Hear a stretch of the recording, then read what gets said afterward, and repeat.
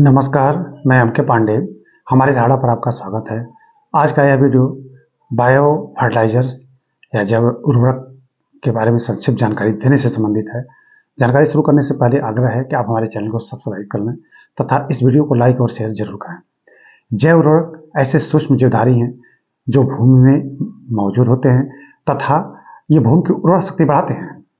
ये उन सभी रसायनों का एक तरफ से निर्माण करते हैं, जो खास महत्वपूर्ण रसायनों का जो पौधों के लिए अति आवश्यक होते हैं। इनमें नाइट्रोजन, फास्फोरस, पोटास सबसे प्रमुख हैं। इसके विपरीत रासायनिक उर्वरक या हम ऐसे कहेंगे केमिकल फर्टिलाइजर्स, वे जो कृत्रिम रूप से बनाए जाते हैं तथा खेतों में या भूमि में सीधे उपलब्ध वो करा दिए जाते हैं, पौधों के लिए सीधे उपलब्ध करा दिए जाते हैं। तो आज इस पर गंभीर चर्चा है कि रासायनिक उर्वरक कितने उपयोगी, कितने अनुपयोगी, या जैविक उर्वरक कितने उपयोगी और कितने आवश्यक हैं। तो दोनों में काफ़ी चर्चा आज है। और एक लाइन में निष्कर्ष यह कि रासायनिक उर्वरक से सीधे लाभ तो जरूर मिल रहा है, लेकिन इनसे भूमि की उर्वरक शक्ति धीरे धीरे समाप्त हो रही है। इसलिए जरूरी यह है कि हम जैविक उर्वरकों का संरक्षण करें, इन्हें बढ़ावा दें तथा इनके बदौलत खेती के उत्पादन को हम और बढ़ाने की कोशिश करें, या इन पर हम पूरी तरह से निर्भर हो जाएं। तो आज समूचे संसार में जैविक उर्वरक और जैविक खेती की बात चल रही है। जैविक खेती क्या है? जैविक उर्वरकों पर आधारित खेती को ही हम जैविक खेती आज कह रहे हैं। जैविक खेती में निश्चित रूप से सारे लाभ हैं जिनके लिए आज पूरे संसार में जैविक खेती को बढ़ावा देने की बात चल रही है। जैसे इससे न सिर्फ स्वस्थ पौधे होंगे, वरन इनसे उत्पादकता भी बढ़ेगी। दूसरा कि इनकी रेजिस्टेंस पावर या इनकी प्रतिरोधी क्षमता भी अधिक होगी रोगों से लड़ने की। हालांकि वैज्ञानिकों ने एक से एक तरीके अपनाए हैं और ऐसी प्रजातियां विकसित की हैं जिनमें सारे गुण हैं, फिर भी जैविक उर्वरक या जैविक खेती से ये सारे लाभ हमें प्राप्त हो सकते हैं। प्राचीन काल से ही ऐसी खेती होती चली आई है। भारत सहित पूरी दुनिया में एक खेती हुई है। तो अब उन्हीं परंपरागत खेती की तरफ लौटने की बात हो रही है, लेकिन आधुनिक तरीके से। तो खेती या खेती के लिए या खेतों में मौजूद ऐसे सूक्ष्म जीवधारी जो सीधे मुख्य तत्वों का उत्पादन कर देते हैं, उन्हें हम जैविक उर्वरक कहते हैं। ये मुख्य रूप से जीवाणु होते हैं। जीवाणु के अतिरिक्त कुछ शैवाल भी हैं, लेकिन जीवाणु मुख्य रूप से इसके लिए उत्तरदायी हैं, या यूं कहें कि कुछ महत्वपूर्ण जीवाणु भी जैव उर्वरक हैं, कुछ शैवाल भी हैं। अब ये करते क्या हैं? ये जीवाणु या जैविक उर्वरक या कुछ शैवाल वायुमंडल में मौजूद नाइट्रोजन का स्थिरीकरण करते हैं, उन्हें अवशोषित करते हैं, उन्हें सर्वप्रथम अमोनिया में बदलते हैं, अमोनिया से उन्हें नाइट्राइट में बदलते हैं और नाइट्राइट से नाइट्रेट में। यानी जो जीवाणु हैं या जो जैव उर्वरक के रूप में भूमि में विद्यमान हैं, वो नाइट्रोजन का स्थिरीकरण करते हैं। और जैसा कि सबको मालूम है, वनस्पतियों के लिए नाइट्रोजन एक बहुत बड़ी आवश्यकता है। उसी से उसकी पूरी वृद्धि होती है, या उसकी वृद्धि के लिए नाइट्रोजन पूरी तरह से जिम्मेदार है। तो और सबसे अधिक नाइट्रोजन वायुमंडल में ही मौजूद है, 78-78% के आसपास। तो नाइट्रोजन का स्थिरीकरण ये बैक्टीरिया करते हैं। अब जो मुख्य जीवाणु वायुमंडल से नाइट्रोजन का अमोनिया के रूप में सर्वप्रथम स्थिरीकरण करते हैं, उनके नाम है क्लॉस्ट्रिडियम, एजोटोबैक्टर, राइजोबियम, क्लोरोबियम। हमने कुछ नाम बताए, क्लॉस्ट्रिडियम, एजोटोबैक्टर, राइजोबियम, क्लोरोबियम। ये जीवाणु वायुमंडल से नाइट्रोजन का भूमि में अमोनिया के रूप में स्थिरीकरण करते हैं। अब इसके बाद एक और जीवाणुओं का समूह है जिनमें सबसे प्रमुख नाइट्रोसोमोनास है। नाइट्रोसोमोनास अमोनिया को नाइट्राइट में बदलता है। एक बार फिर से बोल दे रहे हैं, नाइट्रोसोमोनास अमोनिया को नाइट्राइट में बदलता है। नाइट्राइट यह एक तरफ से अस्थायी अवस्था है, उसे नाइट्रोबैक्टर नाइट्रेट में बदल देता है। तो नाइट्रोसोमोनास अमोनिया को नाइट्राइट में और नाइट्रोबैक्टर इसे नाइट्रेट में बदल देता है। साधारण वनस्पतियां, सामान्य वनस्पतियां नाइट्रोजन का प्रयोग नाइट्रेट के रूप में ही करती हैं, लेकिन धान जैसी कुछ वनस्पतियां सीधे अमोनिया का ही प्रयोग कर लेती हैं।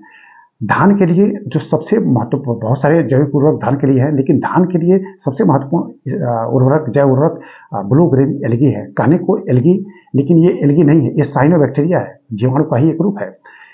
ये धान के खेतों में उस पानी में पाया जाता है और ये वायुमंडल से नाइट्रोजन का सीधा स्थिरीकरण अमोनिया में करता है और धान की फसल जो है वो अमोनिया को सीधे प्राप्त हो जाती है। अब हम कुछ अन्य जैविक उर्वरकों का नाम ले रहे हैं।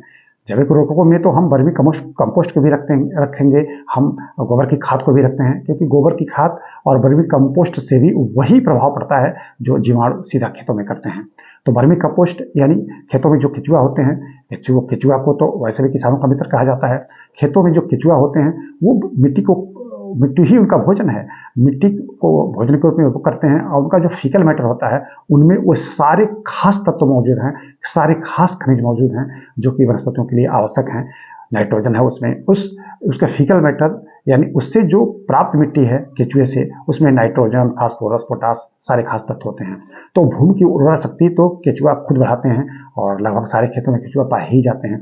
गोबर की खाद से भी यही प्रक्रिया होती है। गोबर की खाद खेतों में डालने से वो खेत रिच हो जाता है, वो खेत जो है जैविक उर्वरकों से रिच हो जाता है, समृद्ध हो जाता है और फिर वही कार्य होता है जो जैविक उर्वरक करते हैं। यानी गोबर की खाद खेत में डालने से जैविक उर्वरकों की मात्रा में ही भारी वृद्धि होती है। तो रासायनिक उर्वरकों की हानि लाभ से हम अच्छी तरह परिचित हो चुके हैं। रासायनिक उर्वरकों पर निर्भरता बढ़ाने के बजाय अब जैविक उर्वरकों पर निर्भरता बढ़ाने की पूरी दुनिया में बातचीत चल रही है। अब इसके बाद हम वर्मी कंपोस्ट की बात किए, हमने जो है गोबर की खाद की बात कही। इसके बाद सबसे महत्वपूर्ण, सारे जितने भी जीवाणु हैं जैविक उर्वरक में जिनका नाम लिया जा रहा है उनमें राइजोबियम सबसे महत्वपूर्ण है। राइजोबियम वैसे तो मूलतः ये जो दलहनी फसलें हैं उनके जड़ों में नाड्यूल्स या एक मतलब जो है छोटे से दाने के रूप में वो नोड होता है, उसी में मौजूद होता है। लेकिन अन्य कई वनस्पतियों में भी की जड़ों में भी ये मौजूद होता है, लेकिन दलहनी फसलों की जड़ों में अमूमन ये पाया जाता है। तो जिस खेत में दलहनी फसलें हम उगाते हैं उनमें तो वैसे ही उसकी उर्वरा शक्ति बढ़ जाती है और वो ये जड़ों में मौजूद होता है दलहनी फसलों के। तो दलहनी फसलों के लिए तो यह राइजोबियम बहुत ही महत्वपूर्ण हो जाता है। राइजोबियम न सिर्फ दलहनी फसलों के लिए वरन मूंगफली, सोयाबीन, मेथी आदि के लिए भी उपयोगी है। एजोटोबैक्टर गेहूं, बाजरा, कपास, सरसों, सूरजमुखी, मक्का, सब्जियों और अन्य प्रकार के पुष्पी पौधों के लिए आवश्यक है। एजोला, यह सवाल है, एजोला धान के पानी में ऊपर ऊपर फैल जाता है। धान जब जिस खेत में एकदम उसका कलर हरा हरा दिखता है तो यह समझ लेना चाहिए कुछ में एजोला शैवाल भरपूर मात्रा में पनप चुका है या फैल चुका है। तो एजोला ये शैवाल है, धान की फसल के लिए जैविक उर्वरक का काम करता है। इसी तरह से एजोस्पिरिलम यह भी जीवाणु है। यह उच्च ताप वाले क्षेत्रों में गन्ना, मक्का, धान, बाजरा आदि के लिए बहुत ही उपयोगी हो जाता है। फिर पीएसबी फास्फोरस सॉल्युबलाइजिंग बैक्टीरिया, यह खेत में फास्फोरस को बढ़ाने के लिए अत्यंत आवश्यक हो जाता है। इसके पूर्व हमने नीलहरी शैवाल कहा, साइनोबैक्टीरिया, यह धान के खेतों में पाया जाता है। यह धान की उर्वरा शक्ति, धान के लिए भूमि की उर्वरा शक्ति निश्चित रूप से बढ़ाता है और धान की फसल जिस खेत में ऐसे ब्लू ग्रीन एल्गी की मात्रा अधिक होती है, धान की खेती लहलहा जाती है, बहुत अधिक उत्पादन होता है, उसकी पौष्टिकता भी अधिक होती है। इसके बाद वैस्कुलर माइकोराजिया, यह भी एक जैव उर्वरक है, इससे खेत में फास्फोरस की उपलब्धता बढ़ती है। तो हमने कुछ जैविक उर्वरकों के संदर्भ में यहाँ विवरण दिया, जानकारी दी। और भी जैविक उर्वरक हैं जो खेतों की उर्वरा शक्ति बढ़ाते हैं। इस पर पूरी दुनिया में रिसर्च हो रहा है, इसको बढ़ावा दिया जा रहा है, इसके कल्चर बनाए जा रहे हैं। भारत में भी इसको लेकर बहुत रिसर्च हो रहे हैं। बहुत सारे स्टेट, बहुत सारे राज्य जैविक खेती को बाहरी स्तर पर बढ़ावा दे रहे हैं, केंद्र सरकार भी बढ़ावा दे रही है। सिक्किम देश का पहला ऐसा राज्य है जो पूरी तरह से जैविक उर्वरक राज्य हो चुका है। गोवा में भी यह कार्य बहुत तेजी से बढ़ावा दिया जा रहा है। मध्य प्रदेश में, उत्तर प्रदेश में, इसी तरह से पंजाब, हरियाणा और दक्षिण के राज्यों में भी जैविक खेती को भारी बढ़ावा दिया जा रहा है। तो आज की यह जानकारी मूल रूप से जैविक उर्वरकों के संदर्भ में रही और जैविक उर्वरकों से जो खेती हो रही है उसे हम जैविक खेती कहेंगे। तो यह जैविक खेती से संबंधित यह जानकारी दी गई। निश्चित रूप से इसे बढ़ावा मिलना चाहिए। यह हमारी परंपरागत खेती पद्धति रही है। भारत में आदिकाल से, वैदिक काल से ही इस खेती का प्रचलन रहा है। हम एक तरफ पशुपालन करते थे तो दूसरी तरफ खेती भी करते थे। पशुपालन से गोबर की खाद प्राप्त होती थी, खेतों में डाला जाता था, खेत की उर्वरा शक्ति से बनी रहती थी। आज पूरे संसार में ऐसे जैविक खादों का, गोबर की खाद, कंपोस्ट की खाद या वर्मी कंपोस्ट का स्थान रासायनिक उर्वरकों ने ले लिया है, उनसे उत्पादकता तो एकाएक बढ़ गई, लेकिन अब उसकी हानि सामने आ रही है। इसलिए आवश्यक है कि आज जैविक खेती को बढ़ावा दिया जाए, जैविक उर्वरकों पर ज़्यादा निर्भरता बढ़ाई जाए। आगे इसी तरह की जानकारी दी जाएगी। आज की जानकारी बस इतना ही। धन्यवाद।